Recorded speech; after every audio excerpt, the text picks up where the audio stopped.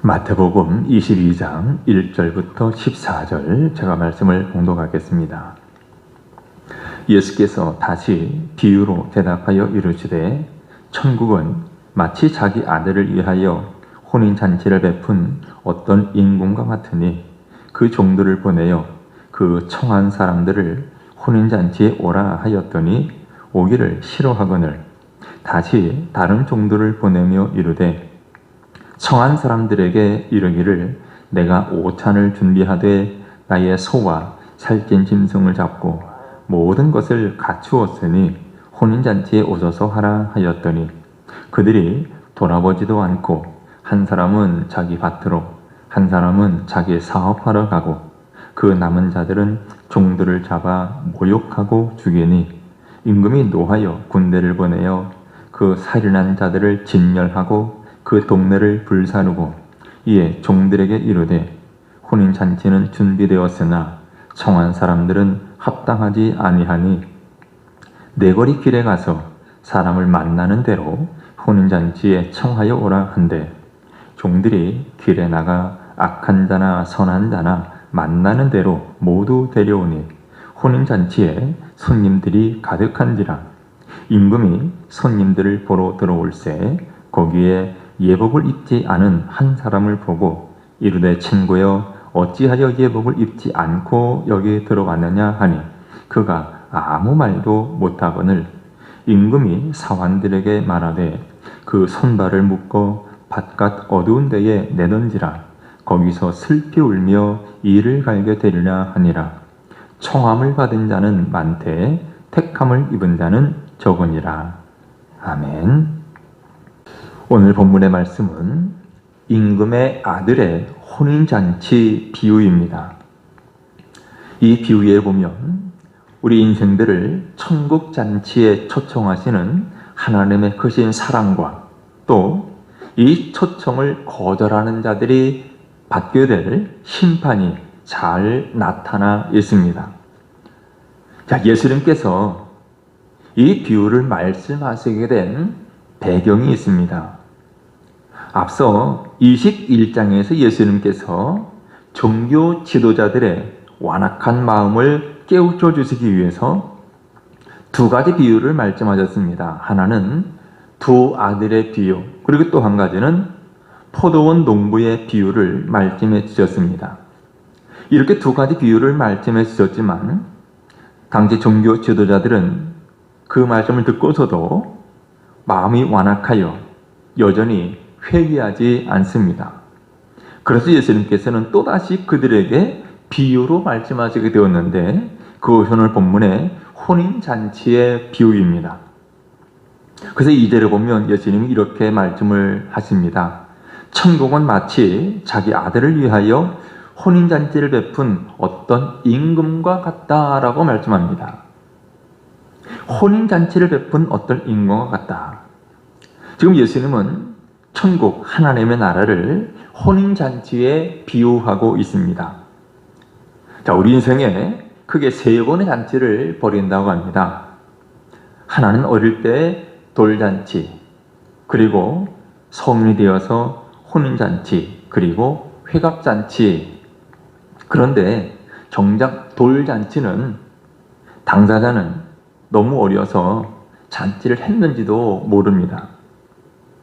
그리고 회갑잔치는 요즘에 많이 잔치를 하지 않지만 과거에는 60 넘어가는 것이 매우 귀한 일이었습니다. 그래서 회갑잔치는 오래 살았다고 동시에 죽음이 가까워졌음을 알려주는 그래서 약간은 슬픈 잔치이기도 합니다.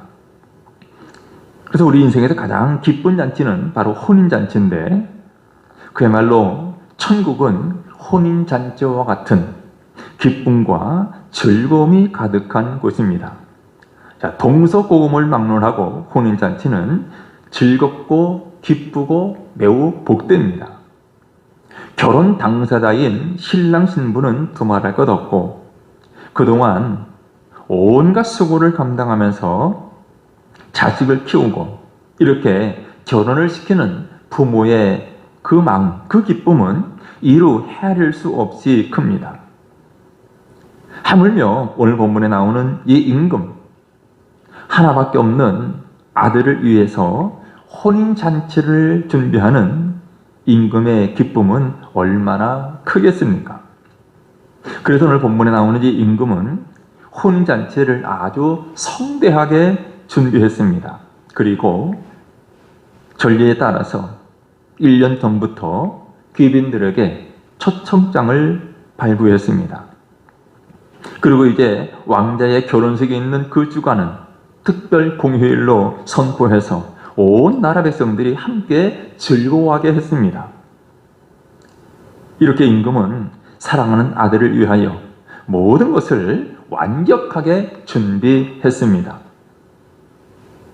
자, 그리고 3절에 보면 이렇게 말씀하죠. 그 종들을 보내어 그 청한 사람들을 혼인잔치에 오라 하였더니 오기를 싫어하거늘. 자, 당시 혼인잔치에 초청하는 것은 1년 전부터 초청장을 발부합니다. 이제 우리 아들 또 우리 딸 1년 후쯤 결혼식을 하니 그날 꼭 와달라고.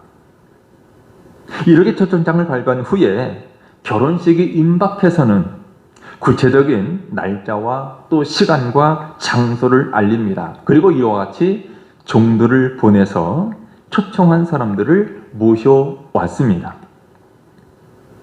그래서 이 본문에 나오는 그 청한 사람들은 이미 1년 전에 초청장을 받고 오기로 약속된 사람들입니다. 특별히 왕자의 혼인잔치는 아무나 참석할 수 없고 이렇게 선택받은 사람들만 참석을 할 수가 있습니다. 그야말로 임금의 초청을 받아서 왕자의 혼인잔치에 참여할 수 있다는 것은 말할 수 없이 큰 은총이요 특권입니다. 자, 그런데 그 청한 사람들, 그들은 이 영광된 혼인잔치에 오기를 싫어했습니다. 오늘 본문에 오기를 싫어하거늘, 이 말은 어떤 사정이 있어서가 아니라 불가피한 사정 때문에 그런 것이 아니라 고의적으로 배척한다는 말입니다.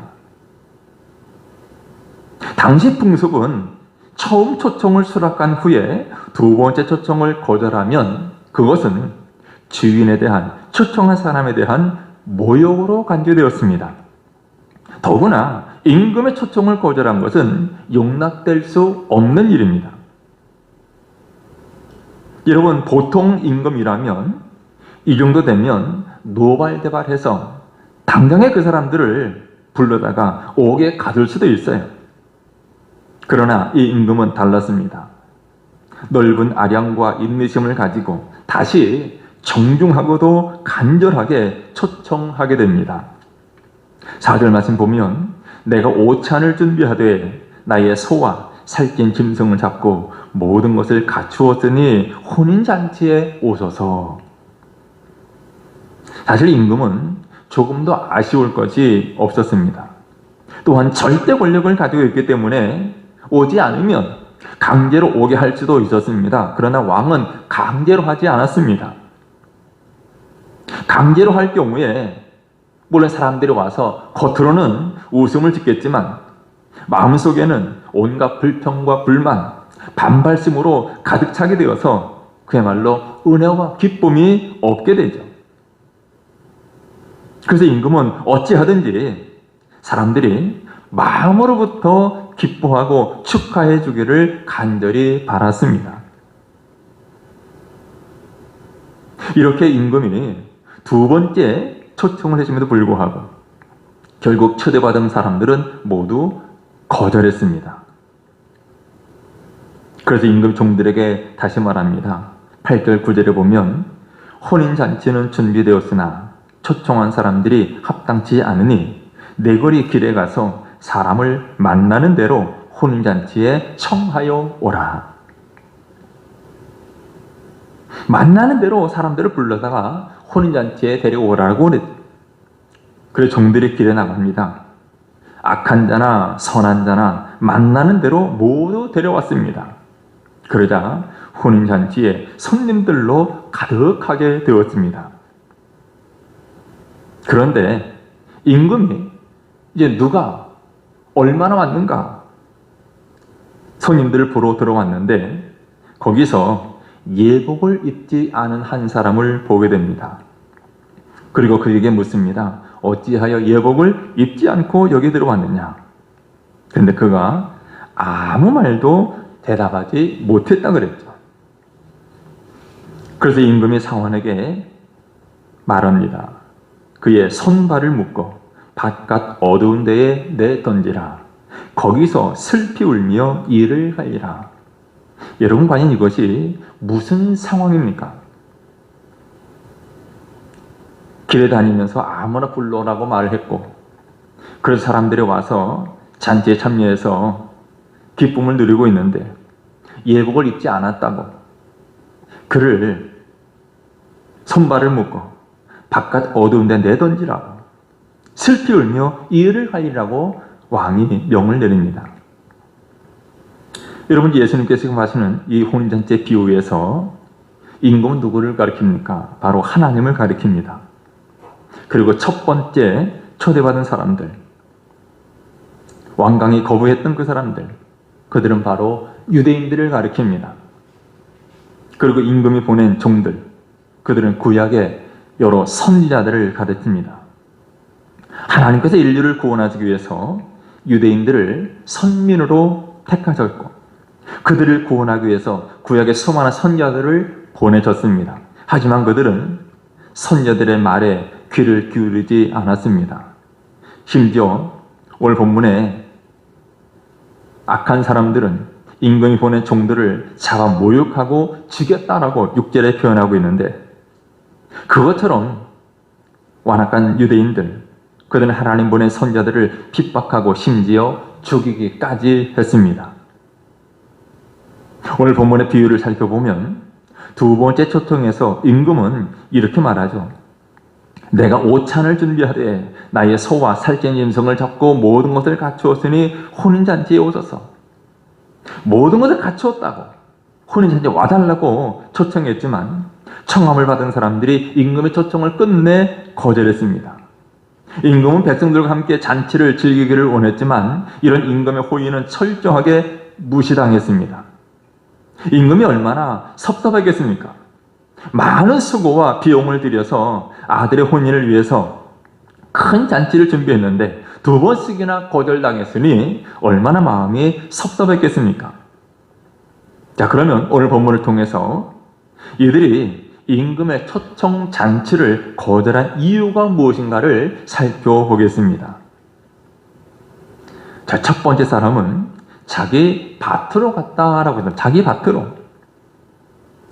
자, 동일한 말씀을 기록하고 있는, 동일한 비유를 기록하고 있는 누가복음 14장 18절에 보면 이 사람은 밭을 샀다라고 말합니다. 밭을 샀는데 그 밭으로 갔다는 말이죠. 자, 지금까지 소작인으로 있었는데 이제 땅을 샀어. 지주가 되었으니 얼마나 기쁘겠습니까? 땅 한 평 없던 사람이 자신의 경작할 땅을, 밭을 샀으니 그 기쁨을 무엇으로 표현할 수 있겠습니까? 아마 그는 밭에다가 무엇을 심을까? 또 어떤 작물을 재배해야 많은 수익을 올릴까? 생각들이 많았고 해야 할 일도 많았을 것입니다. 그는 밭을 샀고 그 자기가 산 그 밭으로 가기 위해서 임금의 청을 거절한 겁니다. 여러분, 하지만 이것 때문에 임금 초청한 이 귀한 잔치에 빠지는 것은 참으로 어리석은 일이 아닐 수 없습니다. 임금의 초청이 항상 있는 것이 아닙니다. 임금의 초청 잔치는 또한 아무나 갈 수 있는 것도 아니고 이런 기회가 다시 안 올 수도 있다 생각하면 거절할 수 없는 일입니다. 그리고 두 번째 사람은 누굽니까? 자기 사업하러 간다고 임금의 초청을 미뤘습니다. 자기 사업하러 간다고. 또 구체적으로 이 사람의 사업이 무엇인가 하면 누가복음 14장에 보면 소 5겨레를 샀더니 시험하러 가니 양해해달라 이렇게 말하고 있습니다. 소 5겨레를 샀다 그랬어요. 그러니까 10마리 소를 샀는데 이 소들이 어떠한가 시험하러 갔다는 겁니다. 옛날 농사 짓는 사람들이 있어서 소는 재산 목록 1호입니다. 뭐 요즘도 소값이 떨어졌다고는 하지만 여전히 비싼 것으로 알고 있습니다. 요즘 소 한 마리에 1,000만 원씩 하는 소가 있다라는 말을 들은 적이 있는데, 그러니 소를 수십 마리, 수백 마리를 키운다면 대단한 사업을 하는 것이죠. 따라서 오늘 본문에 소개된 이 사람도 한마디로 사업하느라 바빠서 임금의 초청잔치에 참석하지 못하겠다라고 한 것입니다. 자, 세 번째 사람은 오늘 본문에는 나와 있지 않지만 누가복음 14장에는 이렇게 소개됩니다. 왕 초청을 거절한 이 사람은 나는 장가를 들었으니 잔치에 갈 수 없다라고 거절했습니다.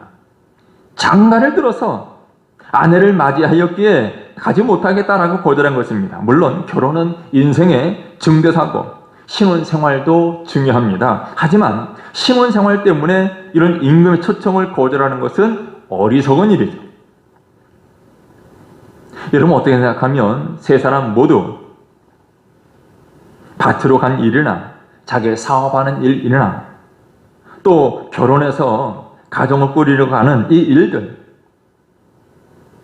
모두가 다 급하고 중요한 일일 수 있습니다. 하지만 예수님의 이 비유는 그 어떤 개인적인 중요한 일도 임금의 초청과는 비교할 수 없다라는 것이죠. 오늘날도 우리가 복음을 전합니다. 예수 믿고 구원받자고 전합니다. 그러나 수많은 사람들은 복음을 거절합니다. 바쁘다는 이유로, 할 일이 많다는 이유로, 또 자기 지게 될 여러 가지 이유로 교회를 거절하고 복음을 거절하며 살아갑니다. 안타까운 일이죠. 오늘 본문의 이 임금은 2번씩이나 초청을 했지만 사람들이 일제히 거절하자 이제 그들에 대한 기대를 접고 다시 종들에게 말합니다. 사거리 길에 가서 사람을 만나는 대로 혼인잔치에 청하여 오라. 그래서 종들이 나가서 만나는 대로 초청해 왔습니다. 누구를 초청합니까? 도덕적으로 악한 자나 선한 자나 또 부자나 가난한 사람이나 지위가 높은 자나 낮은 자나 만나는 대로 모두 데려왔어요. 혼인잔치에 손님이 가득했습니다. 우리가 여기서 이 종들로부터 배울 것이 한 가지 있는데 그것은 임금의 명령에 대한 그들의 절대적인 충성심입니다. 그들이 사거리 길에 가서 죄인들을 혼인잔치에 초대한다는 것은 마음 내키지 않는 일일 수 있습니다. 그러나 그들은 자기 나름대로 생각하지 않았습니다. 임금의 명령에 절대적으로 순종했죠. 그들은 자기 생각, 또 자존심, 또 쉬고 싶은 마음 다 버리고 말없이 임금에게 충성했습니다. 그들의 그 충성으로 말미암아 성대한 혼인잔치가 이루어질 수 있었습니다. 적어도 그들이 이렇게 할 수 있었던 것은 그만큼 임금을 사랑했기 때문이고 임금의 마음을 잘 알았기 때문입니다. 헤아려 했다는 말이죠. 여러분, 우리 하나님의 역사는 이런 충성된 사람들을 통해서 이루어지는데 저와 여러분 모두가 우리 주님 앞에 충성된 일꾼 될 수 있기를 주 이름으로 축원합니다. 자, 이렇게 해서 이 잔치 자리에 손님들이 가득 찼습니다. 임금이 잔치 자리에 찾아왔습니다. 한 사람 한 사람 참여해 주셔서 감사하다고 인사를 전합니다. 그런데 거기에서 임금의 눈에 거슬리는 사람이 있었습니다. 누굽니까? 예복을 입지 않고 있던 사람입니다. 예복을 입지 않고 있던 사람. 어떻게 길을 다니다가 갑자기 예복을 준비합니까? 라고 말할 수가 있지만 당시의 풍습, 이스라엘 관습에는 혼인 예식을 경건하게 거행하기 위해서 입장할 때 주인이 손님들에게 예복을 나누어 주었습니다. 그런데 어쩐 일인지 잔치에 참석한 모든 사람들은 예복을 입었는데 단 한 사람, 이 사람은 잔치집에 들어오긴 했지만 예복을 입지 않았다는 말입니다. 그가 왜 예복을 입지 않았을까요? 어쩌면 자기 옷이 예복보다 더 좋다고 생각했는지 모릅니다. 아니면 예복을 입는 것에 대한 반발심 때문에 예복을 바꿔도 입지 않았는지 모릅니다. 아니면 그냥 먹는 데만 관심이 많아서 예복 따위는 전혀 신경 쓰지 않았는지도 모릅니다. 어쨌든 그가 예복을 입지 않은 것은 임금에 대한 경외심이 없는 것이고 예복을 제공한 주인, 그 왕에 대한 모욕이기도 했습니다. 그래서 임금이 묻습니다. 친구여, 어찌하여 예복을 입지 않았느냐?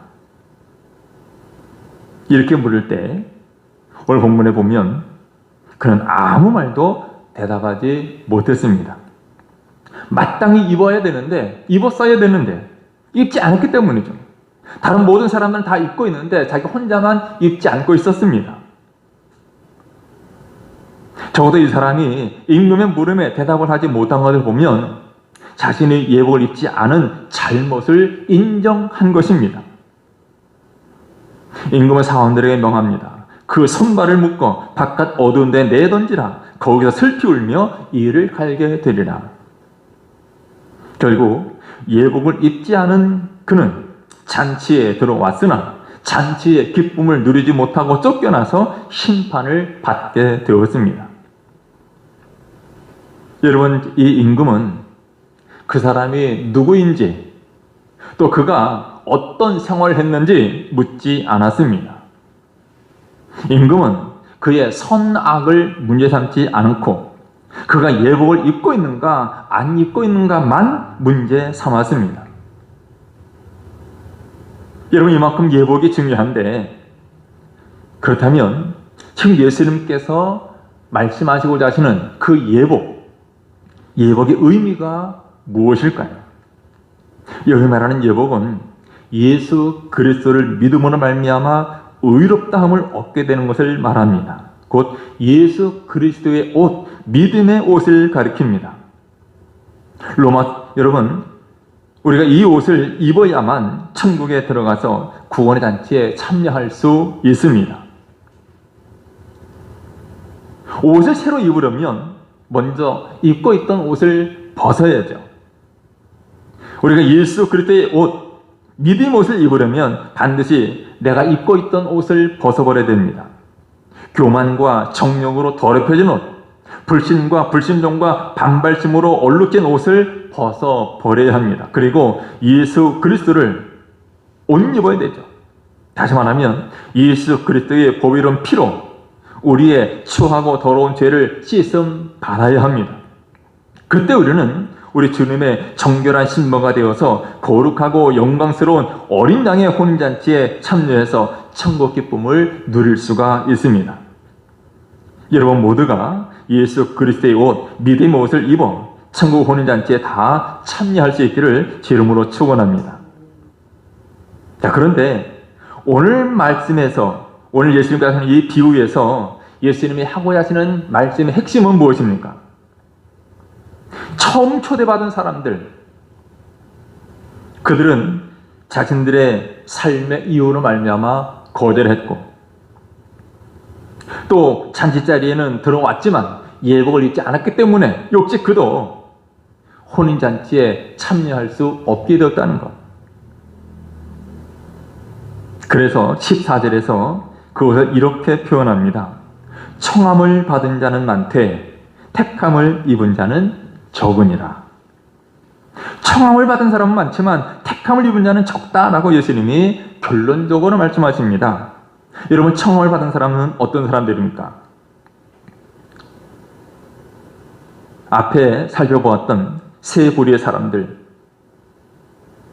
어떤 면에서 보면 그들은 나름대로 합리적인 사람들이고 매우 열심히 사는 사람들입니다. 성실하게 밭일을 하고 성실하게 자기 사업에 최선을 다하는 사람들입니다. 평생 열심히 노력해서 얻은 수입으로 가족의 생활을 책임지고 더 나아가서 어려운 사람을 돕기도 했을 겁니다. 이런 이들의 삶은 높이 평가되어야 되죠. 하지만 이들에게 두 가지 중대한 문제가 있습니다. 하나는 자신들이 구축해 놓은 삶의 토대에 묶여서 자신의 생활에 매여서 임금이 베푸는 잔치의 즐거움을 모르고 또한 그것을 외면하고 나아가 부정한다는 사실입니다. 그들이 도덕적으로 착하거나 성실할 수는 있지만 그들은 영적으로 둔감한 사람들입니다. 자신이 아는 것만 절대화하기 때문에 그 너머의 삶을 외면합니다. 또 다른 하나는 자신들의 바쁜 일상이 언젠가는 끝난다라는 사실을 진지하게 대하지 않은 그런 삶의 태도입니다. 밭일과 사업을 아무리 크게 일으켜서 소위 재벌이 된다고 한들 그게 무슨 소용이 있겠습니까? 물론 그렇다고 우리가 오해해서는 안 됩니다. 지금 자신의 일상 소홀하게 대해도 좋다라는 뜻이 아닙니다. 밥벌이를 등한히 해서 가족 부양을 책임지지 않고 더 나아가서 남에게 민폐를 끼쳐도 좋다 그런 뜻은 아닙니다. 우리가 두 발을 땅에 딛고 사는 한 성실하게 또는 힘들더라도 성실하게 일상을 영위해야 합니다. 다만 그런 일은 끝나는 순간이 있다라는 사실을 기억해야 합니다. 여러분, 우리 인생에서 일어나는 확실한 세 가지 사실이 있습니다. 하나는 우리는 언젠가 세상을 떠난다라는 사실입니다.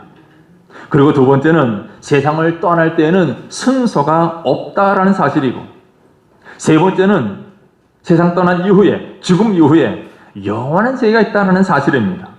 그러면 오늘 우리는 죽음 이후의 세계를 준비해야 합니다.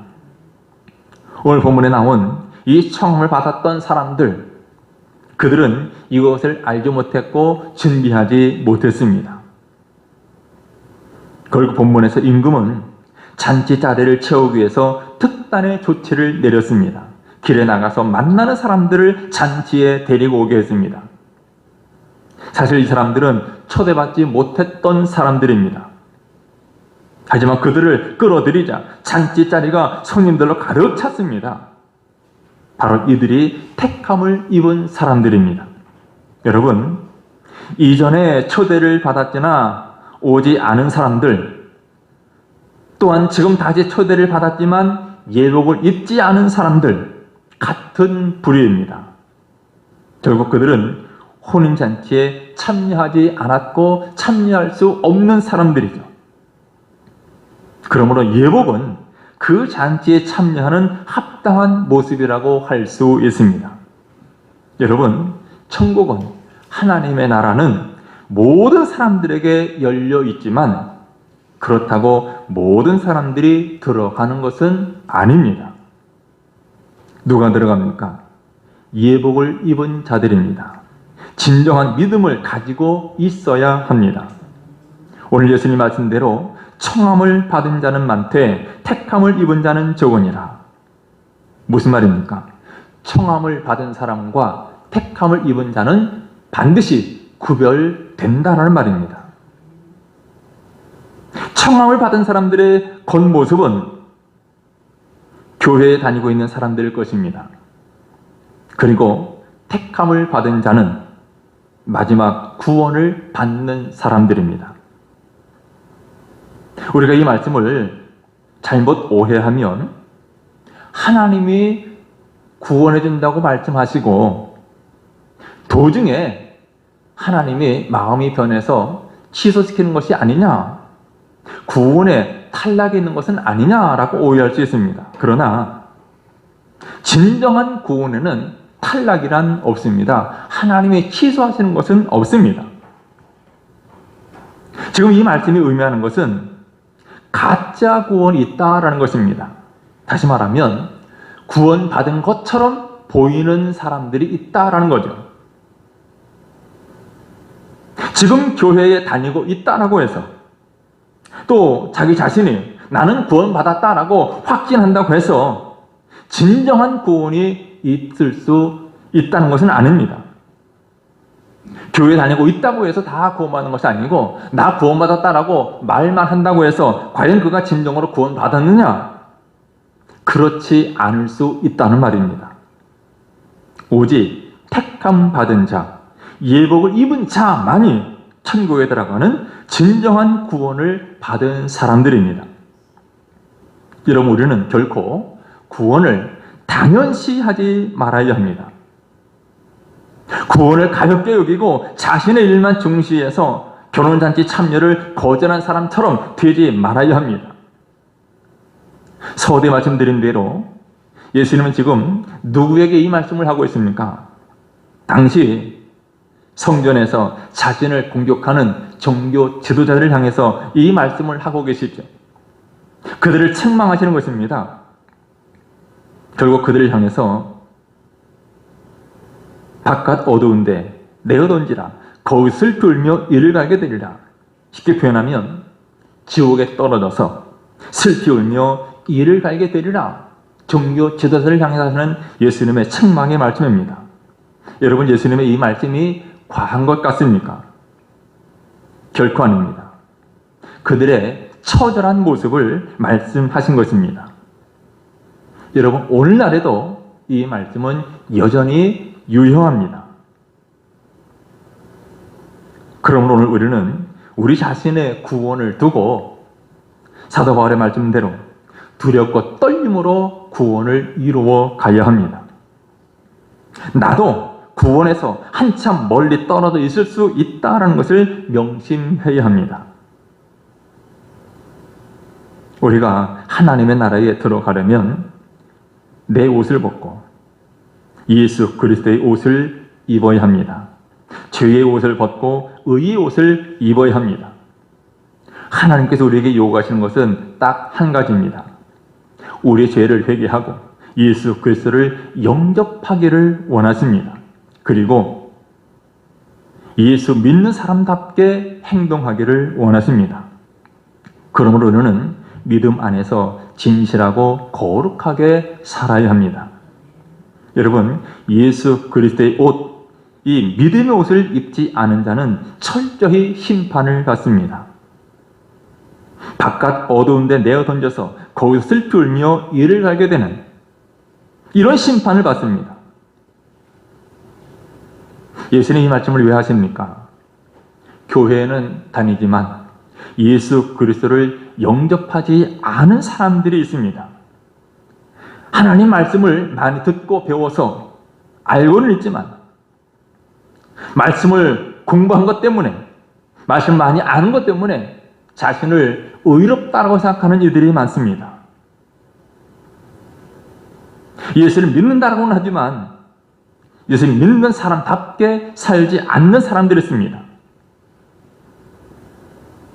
주님 말씀하십니다. 열매로 그들을 알리라 그랬죠. 예수 믿는 사람들은 믿는 사람다운 열매를 맺게 되어 있습니다. 하지만 믿음이 없으면 결코 열매를 맺을 수가 없습니다. 이런 사람들은 초청에 응하지 않은 사람들과 마찬가지로 또한 예복을 입지 않은 사람처럼 지옥불에 들어가서 슬피 울며 이를 갈게 될 것입니다. 여러분, 우리 예수님은 청함을 받은 자는 많되 택함을 입은 자는 적다라고 말씀하셨습니다. 우리 예수님은 세계 만민을 초청하셨습니다. 그들 가운데 초청에 응하여 교회에 다니는 사람들, 교회에 나와 예배하는 사람들은 소수입니다.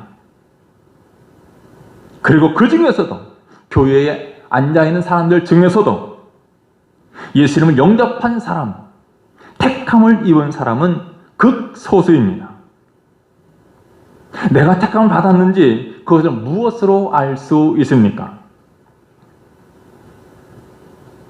그는 세상 어떤 일보다도 하나님을 더욱 사랑합니다. 그는 하나님을 자신의 주인으로, 자신의 왕으로 모시고 살아갑니다. 여러분이 하나님의 은혜로 초청을 받고 나아가 예복을 입은 자가 되어 택함을 입게 된 것을 하나님께 감사하고 믿는 사람답게 믿음의 열매를 맺으며 살아가는 여러분 되시기를 주님의 이름으로 축원합니다. 기도하겠습니다. 걸어가신 우리 하나님, 우리를 불러 하나님 자녀 삼아주심을 감사합니다. 우리에게 거룩한 예복을 입혀주시니 감사합니다. 우리가 예수 그리스도를 나의 구주로 믿고 믿음의 옷을 입게 됨을 감사합니다. 이제 우리가 하나님 나라 그날까지 드럽게 떨림으로 우리의 구원을 이루어가게 하여 주옵소서. 우리 하나님 기뻐하시는 믿음의 열매를 맺게 하여 주옵소서. 입술로만 주여 주여 하는 자가 되지 말게 하시고 하나님 우리의 삶으로 하나님 영광 드러내게 하시고 내가 하나님의 자녀인 것을 나타내며 증거하는 삶 살아가게 해 주옵소서. 주님 앞에서는 그날 우리 모두가 잘하이도다 칭찬받는 신실한 믿음의 사람들 다 되게 해 주옵소서. 예수님의 이름으로 기도드리옵나이다. 아멘.